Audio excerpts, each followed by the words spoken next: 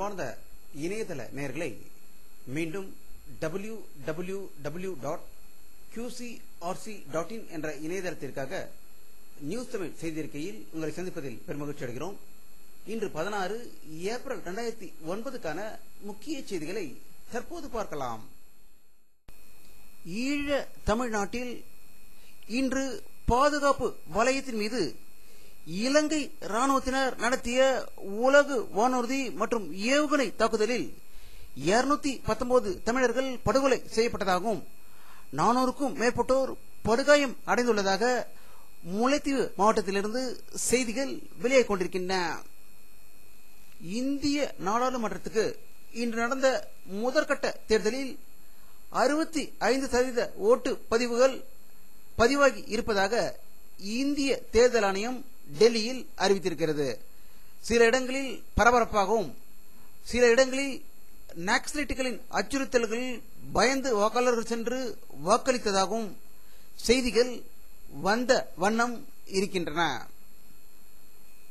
மத்திய பிரதேச மாநிலத்தில் தேர்தல் பிரச்சார மேடைக்கு வந்த பாரதிய ஜனதா கட்சி தலைவரும் பிரதம வேட்பாளருமான திரு லால்கிருஷ்ண அத்வானி அவர்கள் மீது ஒரு பாரதிய ஜனதா கட்சி தொண்டர் செருப்பை வீசியதால் பரபரப்பு ஏற்பட்டதாகவும் செருப்பு வீசிய நபர் பாரதிய ஜனதா கட்சியின் கோஷ்டி பூஷணி தொண்டர் என்பது தெரிய வந்துள்ளதாக மத்திய பிரதேசத்திலிருந்து தகவல்கள் வெளியாகிக் கொண்டிருக்கின்றன.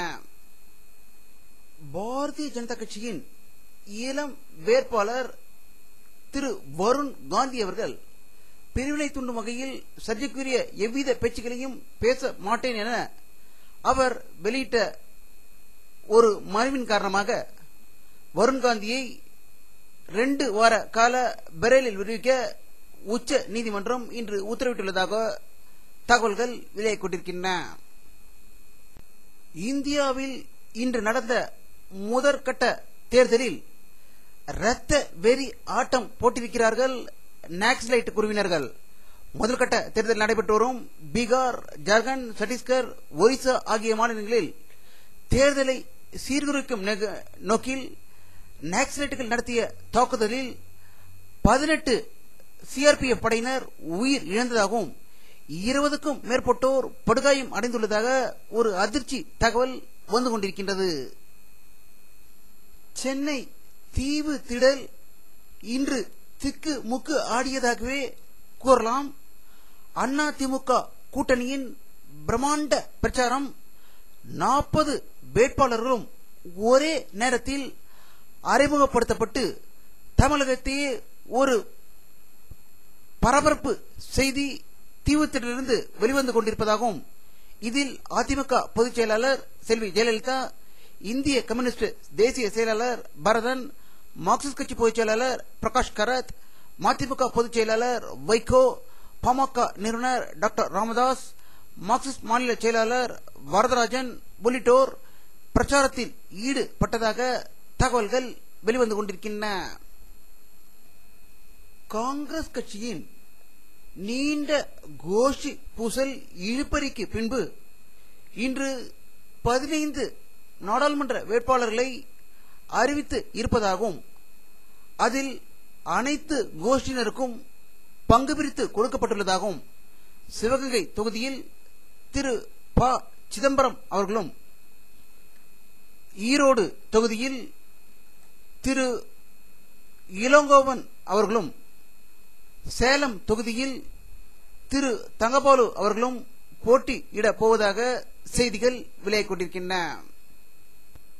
இன்று சென்னை தலைமைச் செயலகத்தில் வரப்போகின்ற நாடாளுமன்ற தேர்தலுக்கான பாதுகாப்பு அம்சங்கள் குறித்து தமிழகத்தில் உள்ள காவல்துறை உயர் அதிகாரிகளை அழைத்து தமிழக தேர்தல் ஆணையர் திரு நரேஷ் குப்தா அவர்கள் விவாதம் நடத்தி அவர்களுக்கு அறிவுரை கூறியதாக சென்னை தலைமைச் செயலகத்திலிருந்து செய்திகள் வெளியாகிக் கொண்டிருக்கின்றன.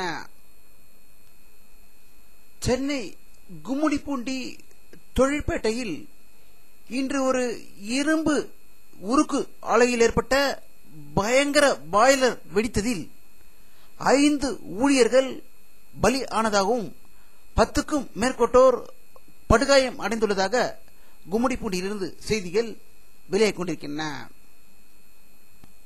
சென்னை அண்ணா சாலையில் உள்ள தபால் நிலையம், நுங்கம்பாக்கம் ஆடோஸ் ரோடில் உள்ள சாஸ்திரி பவன் ஆகிய மத்திய அரசு அலுவலகங்களுக்கு நேற்று இரவு மர்ம ஆசாமிகள் சங்கிலியால் பூட்டி சீல் வைத்துவிட்டு சென்றதால் இன்று காலை மத்திய அரசு அலுவலகங்கள் பரபரப்பு அடைந்திருப்பதாகவும், இந்த நாச வேலையை யார் செய்தது என்று போலீஸ் வலைவீசி தேடிக்கொண்டிருப்பதாக செய்திகள் வெளியாகிக் கொண்டிருக்கின்றன.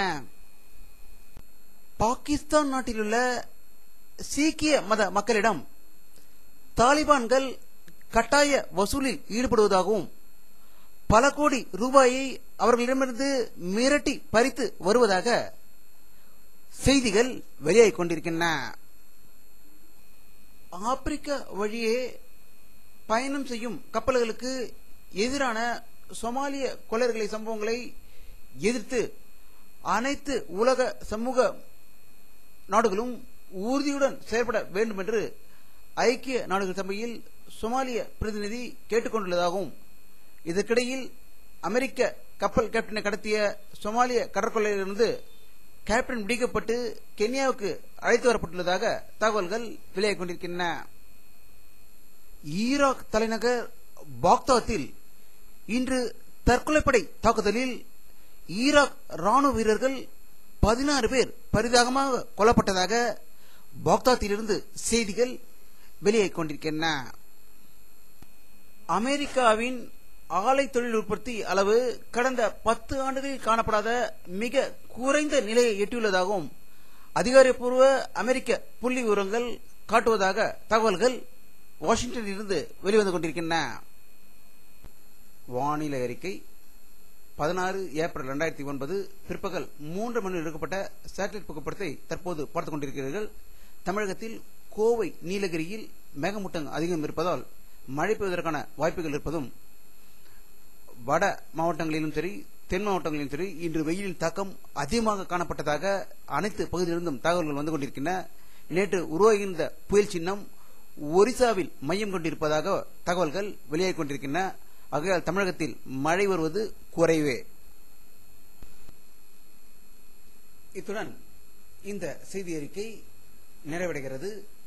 மீண்டும் நியூஸ் தமிழ் செய்தி அறிக்கையில் உங்களை சந்திக்கும் வரை உங்களிடமிருந்து விடைபெறுவது உங்கள் கே. பாலாஜி.